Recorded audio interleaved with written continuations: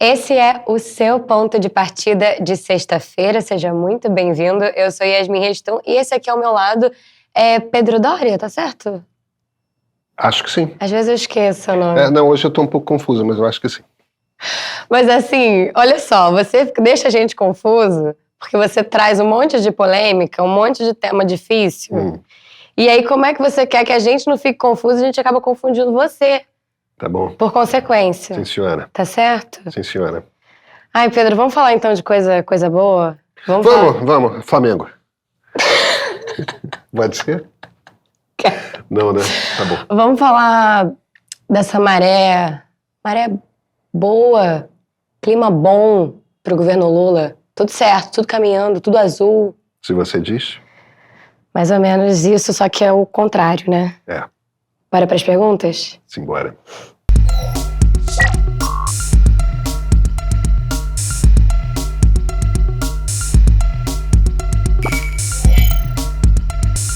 Pedro, a última pesquisa Atlas e também Genial Quest trouxeram novidades assim pouco aprazíveis, eu diria, para o governo Lula.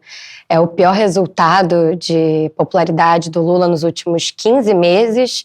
E se a eleição fosse hoje, a princípio, aí, segundo a margem, contemplando aí a margem de erro da pesquisa Genial Quest, o Lula estaria empatado com Tarcísio de Freitas, governador de São Paulo, do Republicanos. Isso. Você acha que o governo está dando sorte por azar? A gente pode, sei lá, jogar aqui uma cartomante, alguma coisa assim para tentar entender o que está acontecendo exatamente?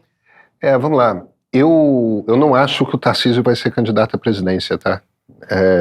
Eu sei que a maior parte das pessoas estão achando que vai acontecer, e talvez venha a ser, mas eu acho, me parece que do jeito que as coisas estão se desenhando, Tarcísio é candidato à reeleição em São Paulo e possivelmente vai se reeleger no primeiro turno em São Paulo. Seria mais seguro para ele, um movimento mais seguro? Não é só isso, é que tudo indica que ele não vai ter, até abril do ano que vem, o apoio do Bolsonaro.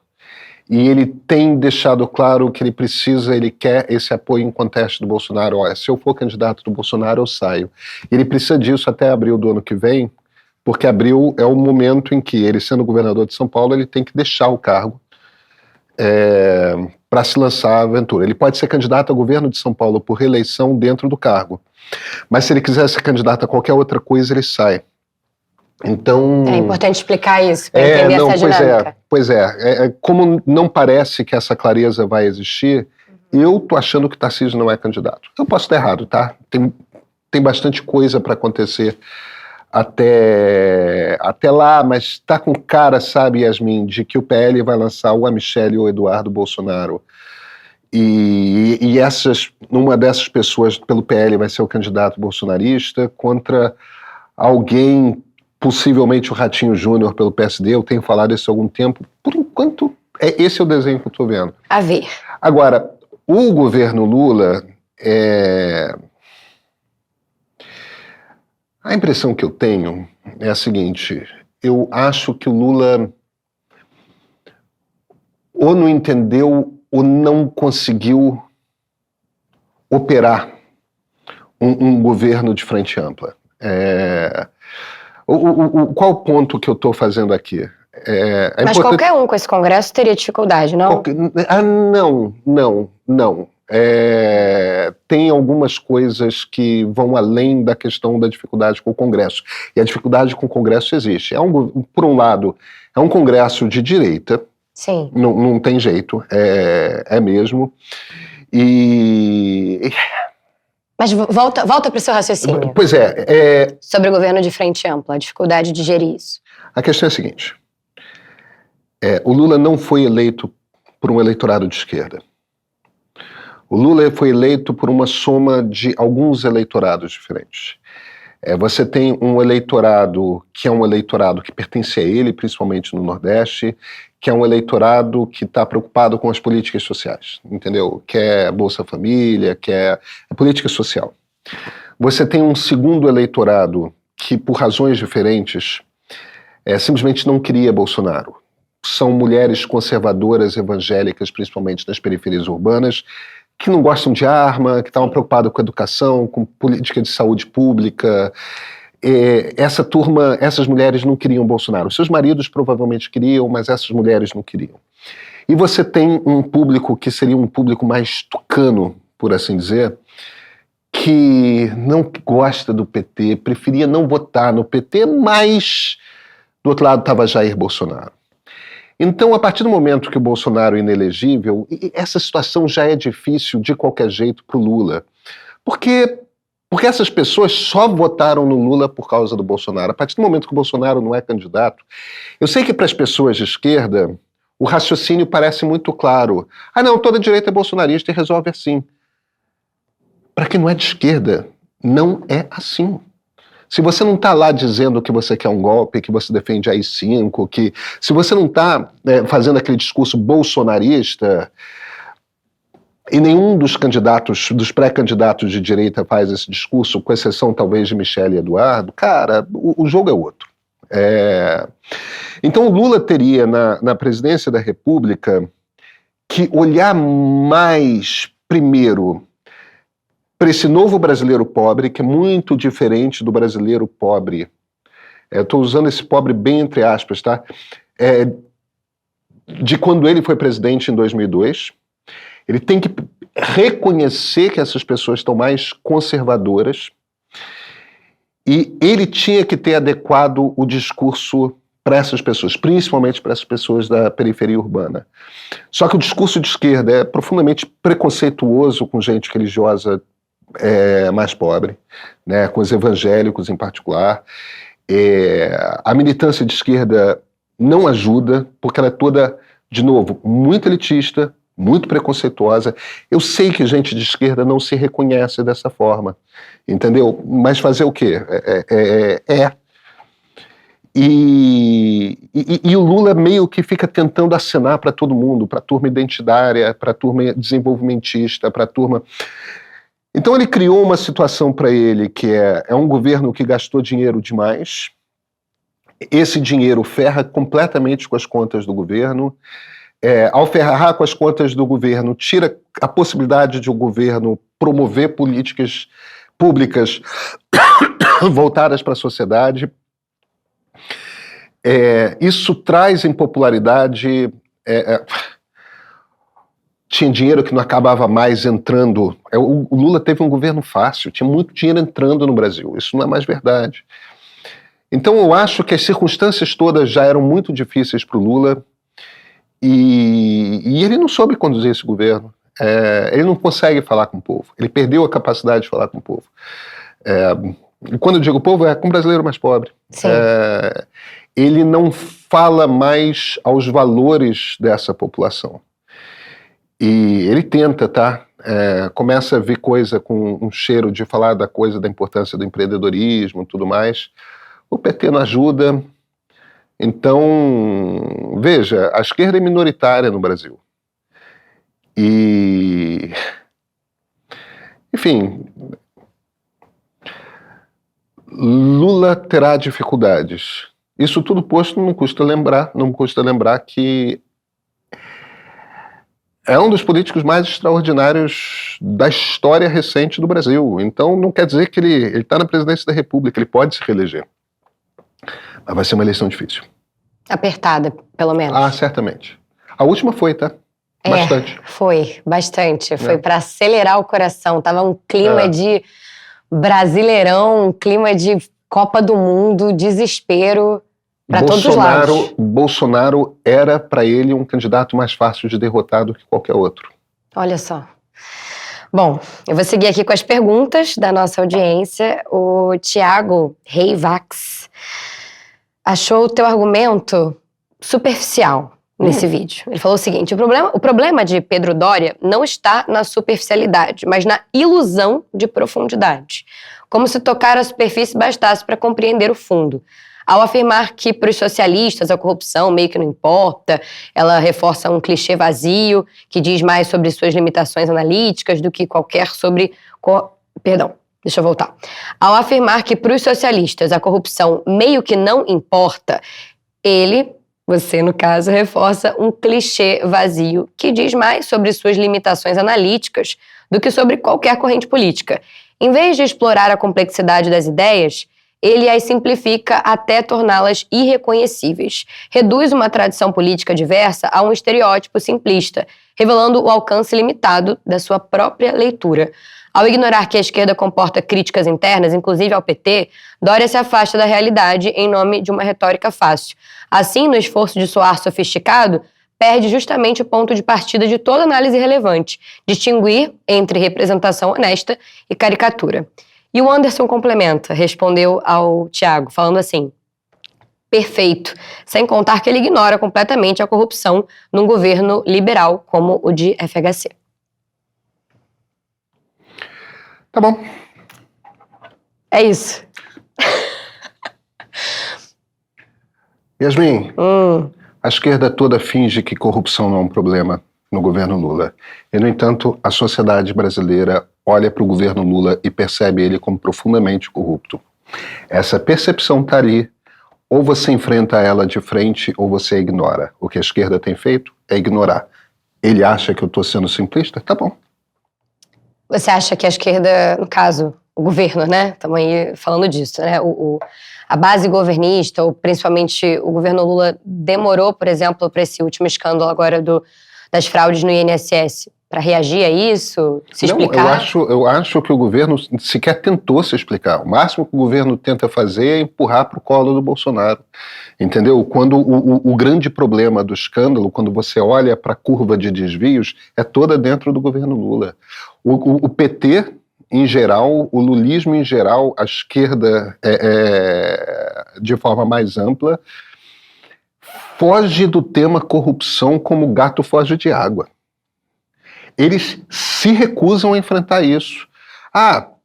Lá no diretório do PT de Santa Rita do Passa Quatro tem alguém que se vira internamente e faz o debate? Não importa, é irrelevante. Entendeu? Tem meia dúzia de gente de esquerda que chama o Lula de corrupto no Twitter. Não importa, é irrelevante. A esquerda foge do assunto. Quando ele fala da corrupção no governo do FHC, eu entendi que ele está querendo te provocar. Na verdade, o Anderson que falou isso, né? Comentando sobre o comentário do Thiago. Eu senti que, como você trouxe um paralelo entre esquerda e direita, e pensando essa questão do entendimento da corrupção... Qual é a diferença? Primeiro, tem algumas coisas aí nesse jogo. A primeira coisa é o seguinte: a esquerda tem um troço na cabeça, que é o que eles chamam de privataria tucana, que é um monte de história que já foi reunida, inclusive em livro, tudo mais, que não fica em pé, não se comprova, entendeu? É sobre corrupção nas privatizações. Eu não estou afirmando que não tenha havido corrupção em privatização, não. É possível perfeitamente que tenha havido. Não está provado, não está sustentado. A turma de esquerda acha que fake news é sempre as coisas dos outros. Existe um caso claro de comprovação, comprovado de corrupção no governo FHC, que foi a emenda da eleição, a aprovação da emenda da reeleição, que a gente sabe de pelo menos 2 deputados federais que receberam grana e não devem ser só eles. Mas qual é a diferença entre o governo Fernando Henrique e depois o Petrolão? Ou o Mensalão? Qual é a grande diferença? Como é que o Fernando Henrique organizou o governo dele e como é que o Lula organizou o governo dele? Isso é muito importante de compreender, que isso ajuda a perceber por que um foi tratado de um jeito e outro foi tratado de outro. O Fernando Henrique teve muito claro que só com o PSDB ele não seria capaz de governar o Brasil. Por quê? Porque não tinha deputado federal suficiente para ter maioria na Câmara dos Deputados. Então ele dividiu o poder. O que é dividir o poder? Ele pegou um grupo de partidos, principalmente PFL e PMDB, mas alguns outros. Ele conseguiu, porque havia menos partidos na época, fazer essa aliança com poucos partidos. Juntou esses partidos que permitiam que suas bancadas tenham maioria na Câmara. E dividiu o governo, deu ministérios para cada um desses partidos. É por isso que a gente chama o nosso sistema de presidencialismo de coalizão. Porque você junta uma quantidade de partidos para ter maioria no Congresso, principalmente na Câmara dos Deputados, como funciona no parlamentarismo. Então ele dividiu esses partidos. E aí ele chegava para um PMDB, perguntava, tá bom, o que você quer? Eu te ofereço os ministérios tais, me ofereço o comando de tais estatais. Se o partido achasse que aquilo era uma oferta boa o suficiente para ele fazer parte do governo, jogo fechado. E eram partidos, eram ministérios importantes, estatais importantes. Ele dava realmente um pedaço do poder. Isso é uma coalizão de governo. Isso é assim que a democracia brasileira, com essa Constituição, pode funcionar. Mas aí, quando você faz essa divisão, o que acontece? O partido XYZ botou na estatal K um sujeito para fazer dinheiro. Corrupto, entendeu? Claro que houve corrupção no governo Fernando Henrique. Eu acho que a gente não é capaz de perceber um governo brasileiro da Nova República onde não tenha havido corrupção. Bem, o problema é o seguinte, o FH ofereceu para aquele partido aquela estatal. Então o partido está no comando estatal. Opa, descobrimos um escândalo de corrupção. Você puxa o fio da meada. Olha, o diretor ou o presidente dessa estatal, ou esse ministro, ou o secretário executivo desse ministro, corrupto. Quem indicou? O senador fulano. Não chega no presidente da República. O presidente da República não fez aquela indicação. Entendeu? Não chega no Palácio do Planalto. Opa! Aí o Senado resolve o que faz com o senador, a Polícia Federal age. Escândalos de corrupção que estouravam no governo Fernando Henrique terminavam no senador, terminavam no ministro, a pessoa perdia o cargo e acabava. Nunca chegava no Palácio do Planalto. A única coisa que chegou no Palácio do Planalto foi a história da emenda da reeleição, que é uma atrapalhada do início ao fim, um troço horroroso a maneira como a gente aprovou a reeleição. Para começar, porque idealmente a reeleição não deveria poder valer para o Fernando Henrique, teria que valer só a partir do presidente seguinte. Mas é outra discussão. Como é que o PT governou? O PT governou da seguinte forma: eu não quero dividir poder. Todos os ministérios importantes ou são do PT ou são de partido de esquerda, PCdoB, tudo mais. Todas as estatais importantes são do PT. E caramba, a gente não tem maioria no Congresso. Como é que a gente vai resolver esse problema? Já sei, em vez de a gente dar poder para eles, a gente dá dinheiro para eles.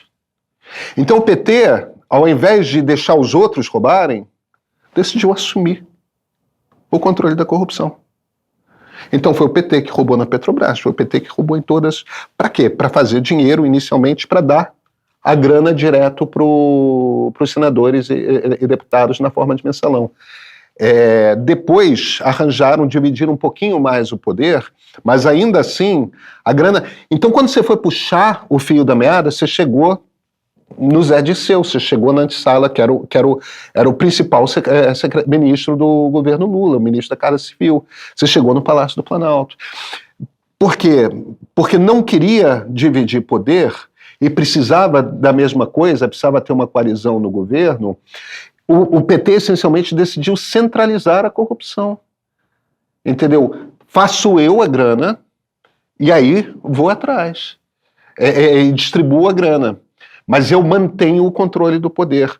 Então a questão não é uma competição aqui de que partido rouba mais, que governo rouba mais, mas a compreensão de que o PT, quando decidiu que governaria sozinho, em minoria, ele só viu uma solução para executar esse tipo de governo, que foi centralizar a corrupção. Ao centralizar a corrupção, botou todas as decisões a respeito de corrupção no Palácio do Planalto.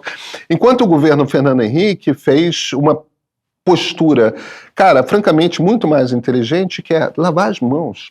Eu não quero nem saber do que vocês estão fazendo. Entendeu? Sim, a gente tem um sistema político que não permite governança sem que haja corrupção hoje em dia. Isso é um problema. Só que dentro dessa situação, na boa, a maneira como o governo FH resolveu isso foi muito melhor e muito mais inteligente do que a maneira como o governo Lula tratou esse negócio. Foi uma escolha do PT resolver o problema da corrupção corrompendo na antessala da presidência da República. Isso não foi a escolha do PSDB. As consequências, o resultado é esse. O resultado é que a percepção popular do PSDB tem muitos defeitos, mas não é a de que seja um partido corrupto. O partido praticamente nem existe mais. A percepção popular do PT é de que é um partido profundamente corrupto. Isso tem a ver com o fato de ter centralizado a corrupção, isso tem a ver com o fato de jamais fez uma meia-culpa. Aí a turma ainda se vira e fala, vocês sempre estão cobrando a meia-culpa, não estou cobrando meia-culpa de ninguém. Se o PT já tivesse resolvido esse problema, já tinha limpado a sua barra com o eleitor. Como escolhe ignorar? Bom, seguindo aqui, eu vou ler o comentário do Felipe. Eu gostei que tiveram muitos comentários, assim, mais de opinativos mesmo, assim, perguntando menos, mas de muita opinião, assim. O Felipe, ele falou o seguinte, Felipe Pompeu. Todo mundo sabia que o PT era corrupto e o brasileiro ativamente decidiu ignorar isso, desde que eles entregassem o que o povo desejava, desenvolvimento econômico. Agora que está ficando claro que eles não estão conseguindo entregar, o brasileiro perdeu a confiança no partido. Será que é sobre isso? Eu acho que não é. Mais embaixo. Eu acho que é mais embaixo. Eu votei no Lula. Entendeu? É claro que eu sabia que o Lula é corrupto. Eu só acho que corrupção a gente resolve com polícia. Entendeu? Com investigação policial, com o Ministério Público, com o sistema de justiça. Crime a gente resolve dentro da democracia. Do outro lado estava um golpista. Do outro lado estava um sujeito que botava sob ameaça a própria democracia brasileira. Isso a gente não resolve, porque a partir do momento que você tem um ditador, acaba. Então não tem nada a ver com isso. Ninguém está descobrindo que o PT é corrupto, ninguém está... faz o L, entendeu? Que é aquela infantilidade que os bolsonaristas fazem. Naquela circunstância, eu faria de novo. Mas eu não tenho dúvida. De novo, corrupção a gente resolve com polícia, com investigação, com debate público, que é o que a gente está fazendo aqui. Ditadura a gente não resolve. Ditadura ou a gente obedece ou a gente vai em cana. Pedro, a Samira Teles falou o seguinte, a política é corrompida.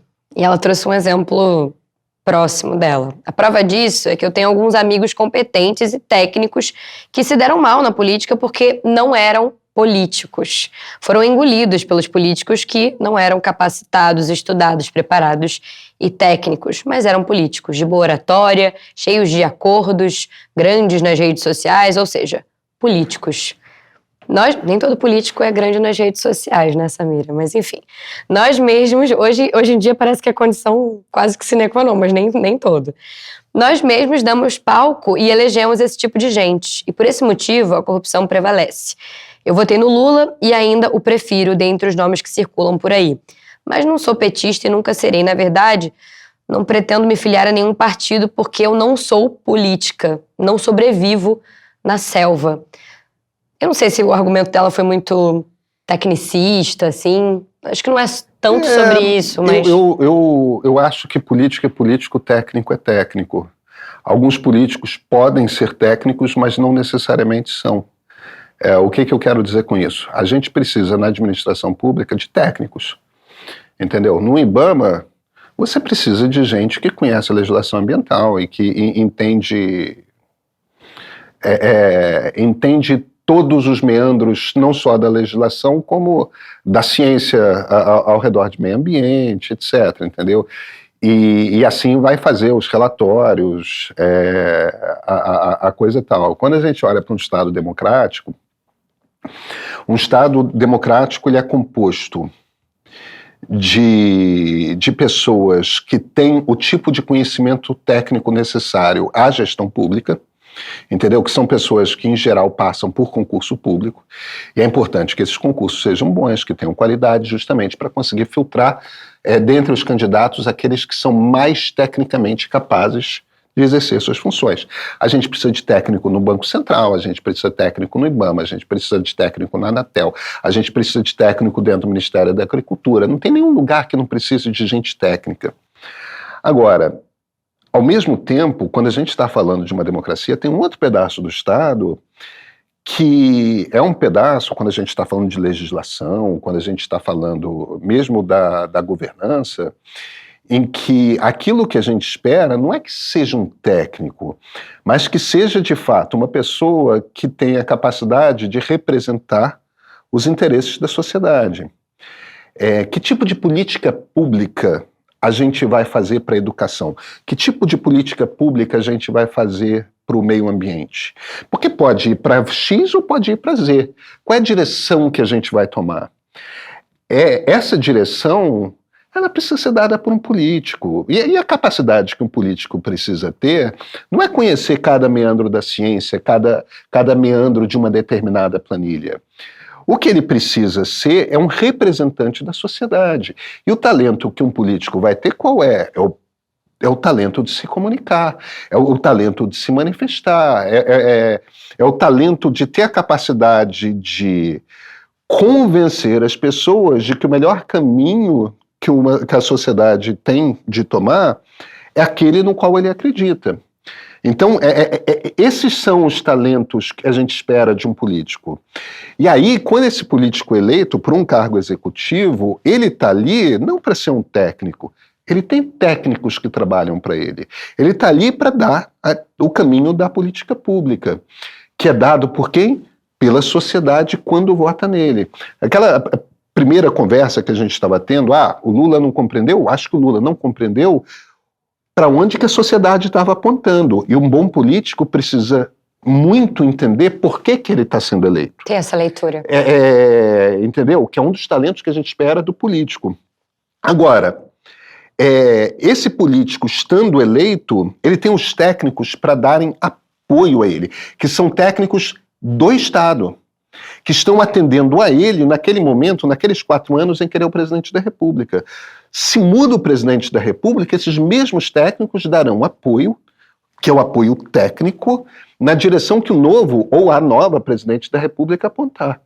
O ponto que eu estou fazendo aqui é que eu entendo que algumas pessoas às vezes queiram fazer eu prefiro um técnico do que o político. O problema é que numa democracia a gente precisa das duas coisas. E são pedaços diferentes da maneira como a gente... distintos da maneira como a gente governa. E a gente não governa desse jeito sem os dois. É um pouco como se ela estivesse defendendo um conceito que o Platão tem do rei filósofo, que é um tipo de ditadura em que você tem aquele grande sábio, que é o cara que tudo sabe, e meio que dane-se a opinião do povo, porque ele saberá guiar. Eu acho até que pode ser um conceito tentador para algumas pessoas, mas o que a história nos ensinou, e a gente tem alguns milhares de anos desde Platão, é que essa organização das democracias liberais, essa é a maneira de você organizar a governança de um Estado que é capaz de atender da melhor forma à sociedade. Se o objetivo final do Estado é fazer o melhor possível para a maior quantidade possível de pessoas, nada bate a democracia liberal. E a gente precisa de políticos nesse lugar. Pedro, eu vou me permitir mudar de assunto para a gente conseguir contemplar aí o outro ponto de partida da semana. Vamos lá. Na verdade, assim, aqui não é uma iesmincracia, né? Aqui todo poder emana do povo, na verdade, todo poder emana dos nossos assinantes, de quem nos assiste, de quem manda pergunta. Mas o fato é que você decidiu falar mais uma vez desse tema espinhosérrimo, que é a gente está muito pouco tolerante aos outros. Na verdade, aquilo que a gente olha e pensa, não concordo com isso. E aí eu rechaço. Bom, eu Por exemplo, posso dizer também que discordo de você em vários pontos, mas não é por isso que eu não consigo sentar aqui com você, te ouvir e conversar. Mas nem todo Meyer pensa assim. Então, vou trazer aqui, primeiramente, a pergunta do Fernando H. Pinto. Ele falou o seguinte: as condenações, aí já trazendo, né, a questão da censura, enfim, as condenações decorreram de aplicação de leis vigentes. Seriam elas, então, inconstitucionais? Quanto à comparação com crimes violentos, não seria, na verdade, a pena deles muito branda? Será que o peso das penas pode ter relação com o sistema brasileiro de progressão de regime, pelo qual logo se está no regime aberto? E o TH Bastos complementa: crimes também são cometidos através de falas, discursos. O que é tão difícil de compreender nisso? Então alguém, por exemplo, faz um discurso racista ou acusa alguém de ter cometido um crime que esse alguém não cometeu e vai se escudar em liberdade de expressão? Um ponto é sobre mais dosimetria da pena, enfim, a gente também não é, estamos falando de técnico, a gente não é técnico nisso. Mas a gente tenta analisar o contexto para falar desse assunto. Eu acho que nessa conversa toda, aquilo que menos me interessa é o debate jurídico, entendeu? Porque, no fim das contas, você vai lá falar com um jurista e você vai encontrar meia dúzia de juristas, se você quiser, que dizem que a juíza interpretou, se a gente está falando do caso do Léo Lins. Por exemplo, que a juíza interpretou mal a lei, e você vai encontrar meia dúzia de juristas que vão te dizer que a juíza interpretou bem a lei. O ponto que me interessa mais nessa discussão é o seguinte: o que eu queria ali, nesse ponto de partida de quarta-feira? Era só jogar um holofote sobre a seguinte coisa. Nós, como sociedade, estamos muito pouco tolerantes à diversidade de opiniões. A gente está num ponto, e isso é verdade para a direita e para a esquerda. É engraçado que um não reconhece o outro, né? Mas, neste momento da história, a gente está censor pra cacete. Neste momento da história, não é só no Brasil, a gente está achando que é muito importante calar o outro lado. A gente está olhando para discurso como sendo uma coisa muito perigosa. É isso. A gente acha que discurso é muito perigoso e que discurso precisa ser controlado. E olha, a percepção, a maneira como se compreende democracia liberal na segunda metade do século XX não é assim. A gente está reinterpretando o que democracia liberal é. Talvez, Yasmin, a gente tenha que fazer essa reinterpretação. Talvez realmente a gente precise chegar a uma conclusão: olha, esse experimento com liberdade de imagem e expressão não deu certo, estamos fora, precisamos rever, porque não dá para falar qualquer coisa assim não, porque você acha que pode. Não é essa a bandeira que você está levantando? Eu tenho uma opinião a respeito disso. Tá bom. Minha maior preocupação, e aquilo que eu queria mostrar no ponto de partida de quarta, e acho que não tive qualquer sucesso em mostrar, é só isso. A gente está com o espírito censor. O Zeitgeist, o espírito do tempo, é de censura.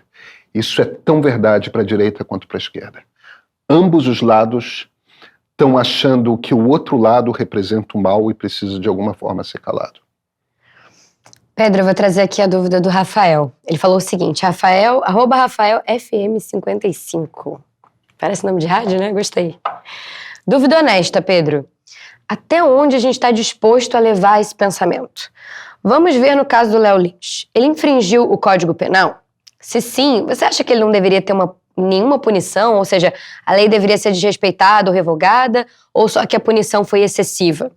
Se for o primeiro caso, ou seja, de que não deveria ter nenhuma punição, se for o primeiro caso, então você acha que as pessoas deveriam ter o direito de proferir ofensas racistas, por exemplo, a grupos?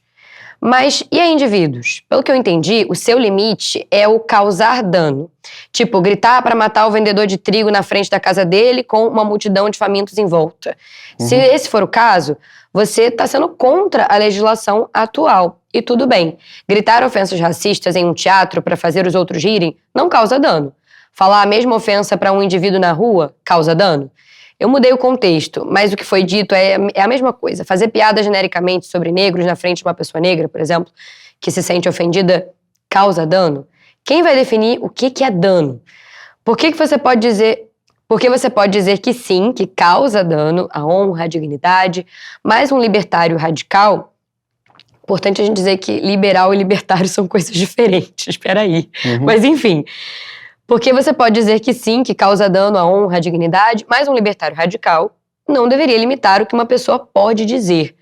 Ou o seu pensamento é como o do libertário? Todo mundo tem que falar o que bem entender. Não, eu não sou libertário. Eu não sou libertário. Acho legal esclarecer isso. Eu certamente acredito no princípio do dano. Querendo dizer, se você claramente... comprova que o discurso, alguma coisa que alguém falou ou publicou, causou dano concreto a outra pessoa, dano financeiro, perda de trabalho, eu acho que tem uma causa clara em que esse discurso pode ser punido dentro da legislação. E eu estou aberto, em tese, a gente conversar sobre outras leituras possíveis de liberdade de expressão, de limites à liberdade de expressão. Eu te dou um exemplo. Após a Segunda Guerra Mundial, os alemães chegaram à conclusão de que antissemitismo era algo tão arraigado na cultura alemã que você precisava ter claramente um limite em que você simplesmente estabelece todo discurso antissemita, tudo quanto é imagem que remeta ao partido nazista, precisa, dentro da Alemanha, por causa do nosso contexto histórico, ser simplesmente proibido. Ponto. Ponto. E eu entendo por que eles chegaram àquela conclusão. Mas vamos falar do Léo Lins. O que o Léo Lins está falando ali? Porque eu acho que existem duas interpretações a respeito do que o Léo Lins está falando, quando ele sobe no palco. Eu acho que o Léo Lins não é engraçado, eu acho que é bobo, no sentido de que, tipo, ele é aquele racista de caricatura, sabe? Não tem nenhum tipo de inteligência ali, ele não é um racista sofisticado, ele não é um homofóbico sofisticado, ele não é um antissemita sofisticado, ele não é um misógino sofisticado, embora ele faça piada contra negro, ele faça piada contra gay, ele faça piada contra judeu, ele faça piada contra a mulher. Não tem nenhuma piada particularmente boa ali, entende? O Coxinha fazia piadas homofóbicas que eram engraçadas. O Léo Lins não tem nenhum tipo de sofisticação. Ele não é um bom humorista, muito menos um humorista sofisticado. Mas do que ele está falando ali, Yasmin? Eu não acho que as pessoas que vão no show do Léo Lins elas estejam rindo do racismo. A minha percepção é de que a piada que ele está fazendo é com outra coisa. O que ele está fazendo é o seguinte: existe um conjunto de pessoas dentro da sociedade que acham que a sociedade se tornou politicamente correta demais, identitária demais, e que está impondo limites demais aos outros. Uhum. Isso é uma visão política. Então, quando ele se vira e desafia o que essa turma considera a moral do mainstream, entendeu? Essa correção política e tudo mais, essa galera está vendo como isso aqui é a moral do mainstream. Essa é a moral que não pode ser desafiada de forma alguma. Então, quando o Léo Lins se vira e desafia ostensivamente e grotescamente e grosseiramente essa moral, O que ele está fazendo, eu posso não gostar e eu não gosto, mas o que ele está fazendo é algo que humoristas sempre fizeram na história, que é olhar para o moralista e esfregar o que ele considera absolutamente ofensivo na cara dele. O que essas pessoas que vão ao show do Léo Lins querem, é Léo Lins, né? Querem, não é só ver uma piada racista, mas é aquele cara que está desafiando aquilo que não pode ser dito. Então eu venho aqui, eu vou fazer. Isso é contracultura. A gente está pouco habituado com a ideia de que a contracultura hoje é de direita. Por que a contracultura hoje é de direita? Porque nos anos 60, em 1968, a contracultura era de esquerda. Só que aquela turma da contracultura de 1968 ditou a maneira como a sociedade pensa hoje. E olha, eu tô ali, eu pertenço àquele time, eu pertenço ao time de 1968, eu pertenço aos valores humanistas de 1968. O problema é que hoje você entra numa universidade, você entra numa redação de grande imprensa e essa visão de mundo é consensual. De fato, o mainstream, a arte que nós produzimos, a academia que nós temos e a imprensa que nós temos pensa com a cabeça de 1968. Então a contracultura é contra isso. É contra o mainstream. O que tem que ser desafiado, se você acha que é preciso desafiar a cultura dominante, é isso. E o que o Léo Lins está fazendo é desafiar isso. E eu acho que isso apresenta, não porque ele seja um humorista sofisticado, porque ele não que ele seja um pensador sofisticado, porque ele não é, mas o que ele está fazendo de uma forma bem vagabunda e rudimentar é desafiando o pensamento dominante, ele está desafiando a moral dominante. E tem muita gente na rua que acha que a gente se tornou um novo conservadorismo, entendeu? Que a gente estabeleceu um conjunto de regras sobre o que pode e o que não pode ser dito que está rígido demais. Que a gente está tentando impor determinados comportamentos que um pedaço da sociedade não quer, não deseja. E aí a gente está criando regras dizendo que nada disso pode ser questionado. Nada disso pode sequer ser pronunciado. É isso que a gente quer? Porque é isso, é disso que se trata. Entendeu? Veja, eu acho que as pessoas podem questionar.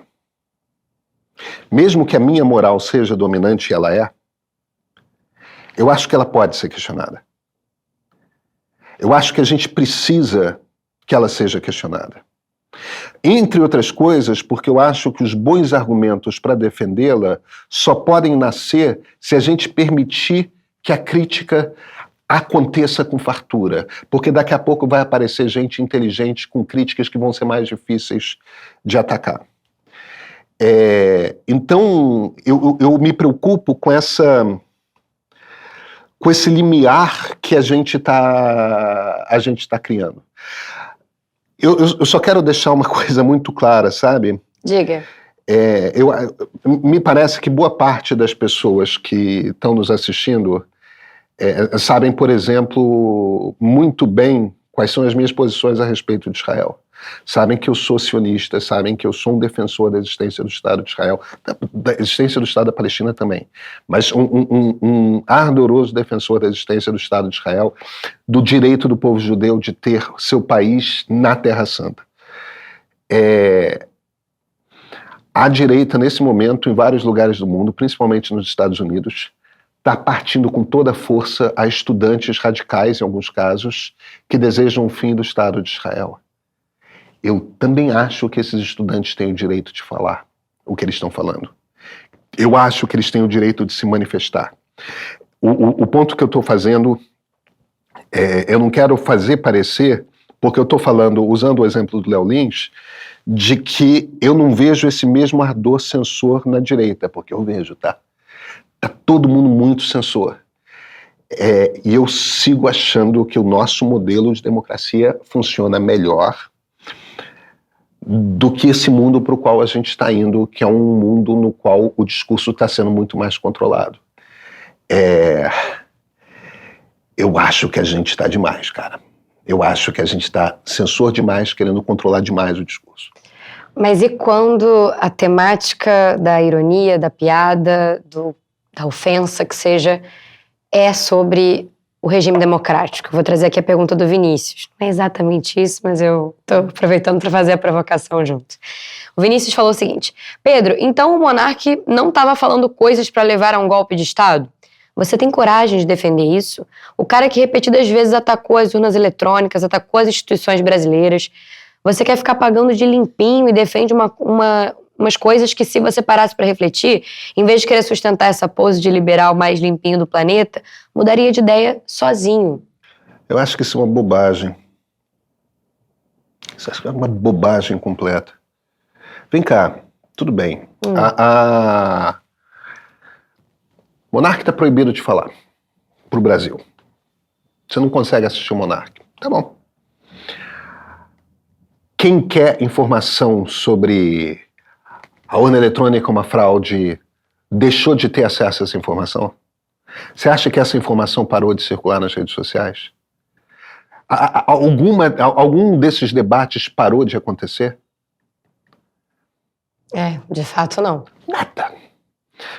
O monarca está censurado, e ele está censurado por dizer coisas que todo mundo continua falando. Atingiu a ele, pessoalmente. Assim como, sabe uma das coisas mais interessantes? Como é que boa parte das pessoas, nesse momento, estão argumentando que tem que prender o Léo Lins? Repetindo por toda parte o que o Léo Lins fala. Mostrando os vídeos do Léo Lins, recebi um monte. Repetindo em texto as coisas que o Léo Lins fala. O que essa condenação criou, Yasmin, é que 10 vezes mais pessoas estão ouvindo as coisas que o Léo Lins pensava, porque eu não saberia nem quem Léo Lins era se ele não tivesse sido condenado a 8 anos de prisão. Ô Pedro, sabe o que eu tô lembrando agora? Desculpa. Claro, vai lá. Eu tô lembrando a falta de profissionalismo. Eu morrendo Relaxa, desencana. Eu tô lembrando agora da situação de toda a CPI das Bets com a Virgínia e logo depois o anúncio da separação, enfim, toda a monetização em torno disso, enfim. Cara, E como quem não sabia quem era a Virgínia passou a saber, porque ela apareceu, enfim, no Jornal Nacional. A gente acha um absurdo o que o Léo Lins fala, e para provar que é um absurdo, o que a gente faz? Repete o que ele fala. O que essa condenação aconteceu foi ameaçar a liberdade individual, a liberdade de ir e vir do Léo Lins, se ele for condenado de fato nas próximas instâncias, mas independentemente disso, o que essa condenação gerou foi a amplificação do discurso dele. O algoritmo gosta muito, né? Quando a gente... Cara, eu nunca tinha ouvido falar de MC Pose na minha vida. Nunca tinha ouvido falar. Foi preso, eu já conheço várias letras. MC Pose. A gente fala MC Pose. Tudo bem, Pedro. Pra você ver como eu entendo de funk, né? Aí, censor. Ou de trap, ou de... Não tô censurando nada. Inclusive, meu filho do meio adora trap. Passo o dia ouvindo. Eu só não sei quem é quem que ele tá ouvindo, entendeu? Tá certo. Mas faz parte da trilha sonora da minha casa. Você passou a conhecer esse artista. Eu passei a conhecer. Enfim. Exatamente, eu passei a saber de quem se trata e fui ouvir algumas músicas para entender qual é o teor das letras e tudo mais. Tal. Uma das coisas bizarras desse troço, dessa tentativa maluca de controlar o discurso, é que, na verdade, o que você faz é amplificar o discurso de todos esses que estão sendo controlados.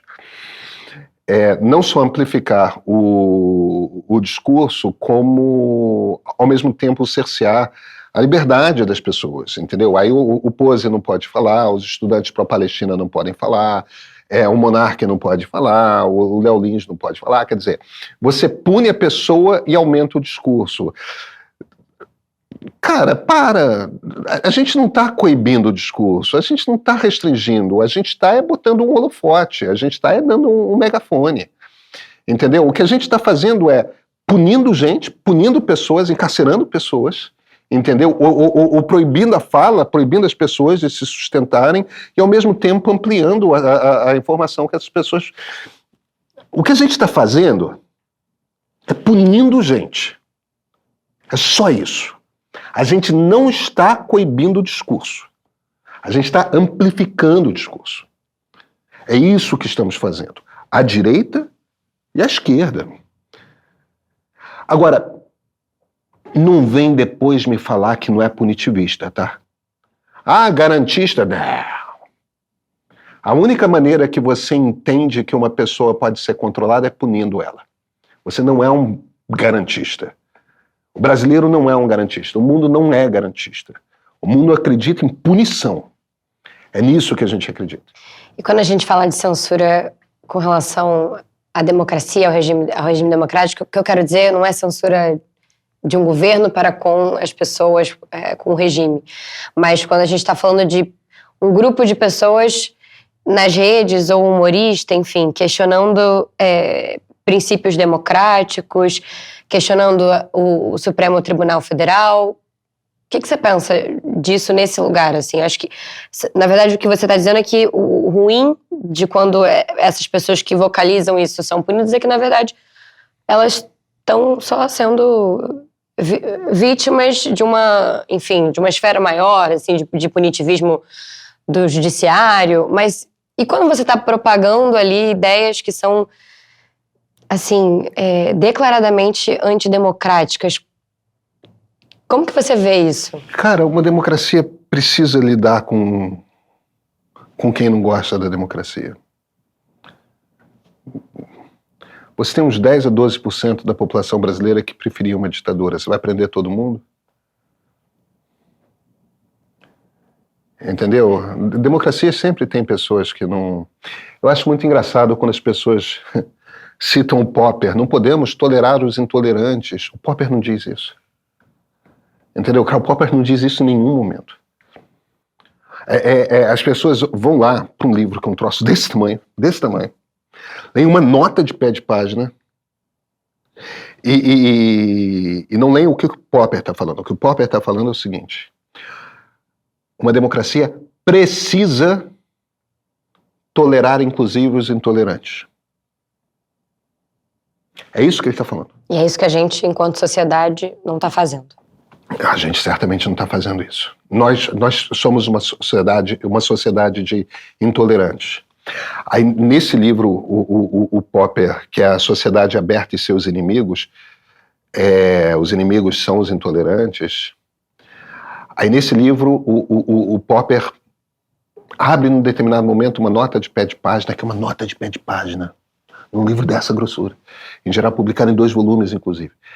Aí ele bota uma nota de pé de página e fala: olha, tem alguns casos em que alguns grupos dentro das democracias se armam e usam as ferramentas da democracia para derrubar o regime democrático. O que ele tinha em cabeça, porque ele era um austríaco que viveu o nazismo, eram os nazistas. Entendeu? O que ele estava pensando era um bando de gente na rua, uniformizado com roupa caqui, uma suástica no braço, antes do Hitler tomar o poder, que literalmente andava pela rua batendo nas pessoas. Batendo nas pessoas. A imagem que estava na cabeça do Popper era uma imagem muito clara. Eu acho que o paradoxo da tolerância é muito interessante. E é um problema sobre o qual a gente pode pensar e a gente deve pensar. Ele não entra em detalhes sobre o paradoxo da tolerância. Eu acho que o governo Bolsonaro, de fato, ali tem um momento em que eles armam um golpe de Estado. E eles tentam dar um golpe de Estado e esse golpe de Estado não acontece porque o alto comando do Exército Brasileiro não apoiou. Não topou. Tem alguns casos, o caso do Paulo Figueiredo, que é um blogueiro neto do ex-ditador João Figueiredo, que me parece muito claro que o Paulo Figueiredo, num determinado momento, não é só pela internet não, é pela Jovem Pan também, ele está ali incitando a população, ou incitando um grupo de brasileiros, incitando militares a pressionarem o alto comando do Exército. Ele, inclusive, chega ao ponto de ler nomes de generais que precisavam ser pressionados porque eles estavam impedindo que o golpe de Estado acontecesse. No caso do Paulo Figueiredo, me parece um caso claríssimo de que proibir que ele se manifestasse naquele momento era a democracia se defendendo. Eu acho que a gente pode ter uma discussão a respeito de outras pessoas naquele momento, sim. Caso a caso. É muito caso a caso. Agora, a gente se acostumou com a ideia de que temos o direito de controlar o que todo mundo fala o tempo todo. E, cara, de novo, não é só a esquerda, é a direita também. Todo mundo acha que tem uma turma que não devia ter o direito de falar o que fala. O que a gente chamava de democracia no século XX não é assim que funciona. Será que a gente está lendo só a nota de rodapé? Pedro, eu vou te agradecer pelo seu tempo. Obrigado a você, Yasmin, e pela sua paciência. Imagina. Tá tudo certo. Depois a gente conversa, que eu vou ter que te dar umas dicas, né, uns pitacos, para você fazer uns programas que a gente possa falar dos pôneis na Tailândia, por exemplo, entendeu? Coisas assim, tá? Vou pesquisar mais sobre os pôneis da Tailândia. Menos polêmico e tal. Vai um pouquinho mais leve, do jeito que a audiência gosta. Mentira, eles adoram isso aqui. Obrigada por vocês terem chegado até aqui e até semana que vem. Até semana que vem. Em 2018, Jair Bolsonaro, um político abertamente hostil ao regime democrático, chegou aqui, à presidência da República, pelo voto. Ninguém pode ter a ilusão de achar que não há conflito em democracia. Não, os regimes democráticos são muito conflituosos. E 4 anos depois se movimentou para continuar aqui, mesmo não tendo votos para isso. Democracia é um regime intrinsecamente frágil.